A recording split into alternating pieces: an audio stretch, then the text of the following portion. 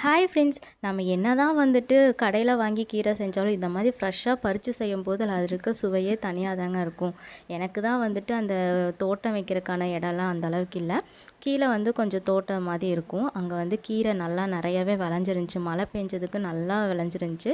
அதுலேருந்து இந்த பசலைக்கீரை கொஞ்சம் பறிச்சுட்டு வந்தேங்க. அது வந்து க்ளீன் பண்ணுறதுக்கு மஞ்சத்தூளும் உப்பும் போட்டு தண்ணியில் வந்து ஒரு 5 நிமிஷம் நல்லா ஊற வச்சுட்டேன். அதுக்கப்புறம் 2 டைம் வாஷ் பண்ணி எடுத்தாச்சு. பருப்பில் போட்டு கடையல் மாதிரி தான் இதை நம்ம பண்ண போகிறோம். அதுக்கு சிறு பருப்பு இல்லைன்னா துவரம்பருப்பு 2ல் ஏதாவது ஒரு பருப்பு, அப்புறம் வெங்காயம், தக்காளி, பூண்டு, பச்சை மிளகா, மஞ்சத்தூள் போட்டு நல்லா வேக வச்சுட்டு அதில் வந்து இந்த கீரையை நல்லா வாஷ் பண்ண கீரையும் போட்டு ஒரு 5 நிமிஷம் வெயிட் பண்ணிங்கன்னா கீரை நல்லா வெந்து வந்துடும். அதுக்கப்புறம் இந்த பருப்பு மத்து வச்சு நல்லா ஒரு கடைஞ்சிக்கலாம். கடையும் போது பெருங்காயத்தூளும் உப்பும் போட்டு நல்லா கடைஞ்சிக்கோங்க. இந்த மத்தில் கடைஞ்சோம் அப்படின்னா அதோட டேஸ்ட்டே தனியாக தான் இருக்கும். கடைசியாக ஒரு தாளிப்பு கொடுத்துட்டிங்க அப்படின்னா சூப்பரான பருப்பு கீரை கடையல் ரெடி ஆயிடுச்சு.